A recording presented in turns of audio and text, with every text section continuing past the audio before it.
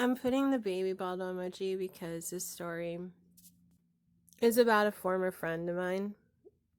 It's an inside joke between us, and I just wanted to let her know that I still care. And yeah, well, let's get into it. Welcome to part 7 of my 7 Cups video series, in which I talk about different incidents that I saw occur on the platform. The topic of this video is going to be sex trafficking that I saw occur on the 7 Cups of Tea website when I was a teen volunteer there. The reason why I put the baby bottle emojis is because this is her story. It's not my story. She did tell me about it one day, though, in DMs on the website. So I'm not here to out you or your story, but because you did disclose to me about an adult abusing you on the platform, I feel like it's my obligation in order to keep teens safe by sharing this story, because 7 Cups of Tea admin and CEO try to cover it up. By no means am I an expert on the topic of sex trafficking.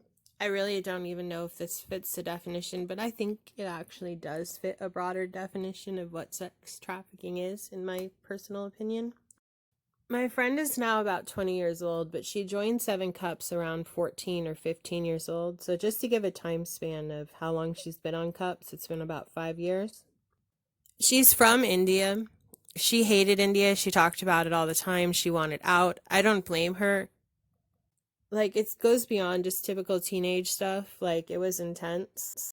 I understand how blessed I am and how lucky I am to be born in, like, California, into the family that I was born in. So this is by all means not a judgment on her. She met this adult-approved site listener who is from Denmark. He was about 30 years old. I'll go more into details in just a few minutes about the story of the abuse that occurred between them, but he was able to use his power as her confidant. He groomed her into being into a personal relationship with him, where he told her it was okay for her to be sending an adult man his age nudes and to video sex him. I already showed this, but while I tell her story, I was just going to scroll over the teen safety guidelines that 7 Cups posts on its website. So you can see how I'm going to get to the guidelines. You type in 7 Cups, you go to the website, you scroll all the way down. At any point when I get to the guidelines, feel free to pause the video, read it over, and once again, you'll see that there's nothing in those guidelines that discuss how to report the situation I'm about to get into right now that happened between that Denmark adult listener and my friend when she was around 14, 15, 16, all the way up to 17 years old. He had been grooming her for quite a long time. I wish I could tell you the name of this man, but I can't. I can't even tell you his username on 7 Cups, because when my friend told me about him, she left out that info. Or else I would definitely say it. I kept asking her, oh, what was his name? And she said, well, he joined way before I joined, so he's somebody that I wouldn't actually know. So she's like, there's no point in really telling you his name. I think deep down a part of her knew that what he was doing to her was wrong, but when you're groomed like that and you've been groomed by somebody who's been holding all the emotional stuff that you've disclosed to them, like, over you, you're kind of trapped in this situation that you can't dig your way out of. I mean, I wasn't present in their DMs, so I don't know what they talked about, but like, she probably told him about her eating disorder. She probably disclosed how she hated her family life. So, like, when she talked to me about the relationship, she was talking about how she believed this man was going to buy her a ticket to Denmark. In her words, they were dating and in love. She even showed me a Christmas message that she had typed to him, showing how much in love she was with him. And she asked me if I thought it was cute and if she would like it. And there were some explicit references to her body parts in that message. Think about the power that this adult listener had over this teenage girl. He was her ticket out of the hellhole that she was living in. The burden's not on her. The burden is on him to draw the line and to keep that boundary appropriate. He was the adult, and not just a young adult. He was like a 30-year-old man, and she was like a 15-year-old girl, and he was grooming this relationship. I'd asked her if they do stuff, and she was like, well, yeah, like we sent pictures, we chat, we buy each other gifts online.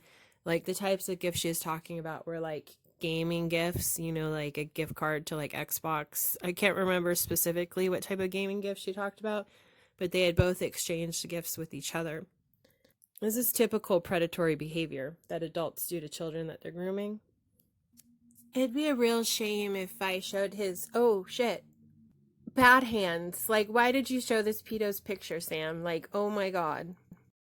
Well, since my hands accidentally slipped and I showed the picture of the pedo, I'll keep it up. Might as well just keep looking at it so that if he is abusing another teen currently on 7 Cups, maybe a teen will find this video and report him as well.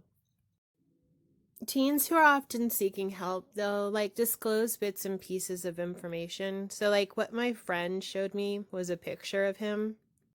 But either she kept him protected or like he never showed his face to her, I don't know. She asked me if I thought he was cute or not and if I thought he looked really old for like a 30-year-old. I played along with it because I didn't want her to know that I was ultimately going to report it to admin for her safety. And I also tried to get as much information out of her as possible. I really tried hard to get his username, but she wouldn't give it up. She said I didn't have to worry because he barely goes on Cups anymore. But just to let it sink in that this man can keep it active, so that when she actually ended up breaking up with him when she was 17, about to turn 18, this man could easily go back on his adult listener account and start counseling some teens on his account and pretending like he really cares about them. He can do the same thing he did to my friend by gaining their trust, learning their deepest vulnerabilities, and using it to trick them into a sexual relationship with him. Ultimately, I reported this to Kate. She was a new admin at the time. I had just gotten back from a suspension/ban that was over something really stupid. I never admit to being an angel on the site, but what I got banned for was arguing with leadership about the teen community. I've never been one to stay quiet, but I was arguing that teens should have more rights over their own teen community on 7 Cups, and I guess admin didn't like that, and I got the ban hammer for a month. So because my friend had shared the information about this pedo to me, I was really nervous about damning any admin because I felt like they'd be biased against me since I'm very outspoken about that teens should have more rights and control over their teen community. So I thought, great, I'll just tell this new admin. She looks pretty cool. I'll tell Kate. Kate was nice as always, and she accepted my report, but ultimately she said because the teen victim won't come forward, that there's nothing that they can do. So let that sink in, that 7 Cups is aware that pedos operate and use their website and even have adult-approved permission to interact with the teen community like this man. And yet they do nothing and they say nothing.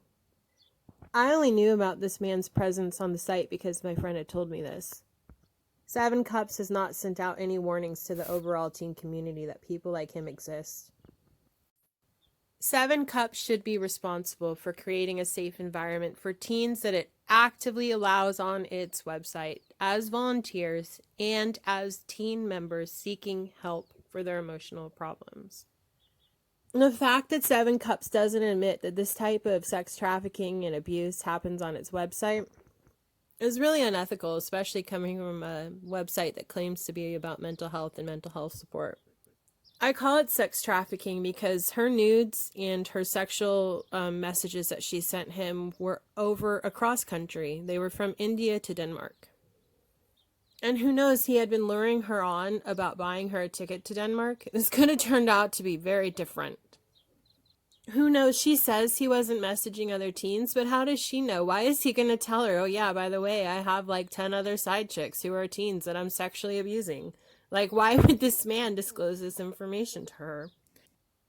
And the fact that 7 Cups admin only takes action when a teen victim self-reports abuse is disgusting. A teen in a relationship with a 30-year-old man grooming them does not always know that they are a victim of abuse, and they're not willing to come forward and talk about it. The odd part is that she ended this relationship and jumped right into a relationship with another 30-year-old listener from Australia. The 30-year-old listener from Australia claimed to be a social worker in Australia who loved working with teens. When she disclosed to me that she was dating the 30-year-old Australian now, I asked her, well, what about the Denmark guy? Like, what happened? And she was like, yeah, I ended that. I realized he was only using me for nudes and, like, sexting. So, like, he was never going to, like, let me go to Denmark, or, like, it was never going to be serious. How Seven Cups is not investigated for this type of sex trafficking or child pornography that occurs from adult-approved leaders. Site is beyond me. It's because they get to hide behind the label of mental health. No one would think that a mental health company would do this type of illegal cover-up. There's more demands for people to regulate YouTube than there is for, like, DMs between adults talking to kids on a mental health social media application. The world's largest mental health social media application, in fact. Seven Cups receives taxpayer funding.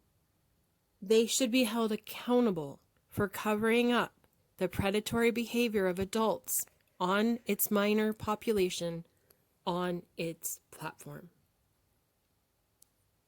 The only thing that silence does is protect predators like this man from Denmark who used his position of leadership and trust to sexually abuse a minor on the Seven Cups platform. Please hold Seven Cups accountable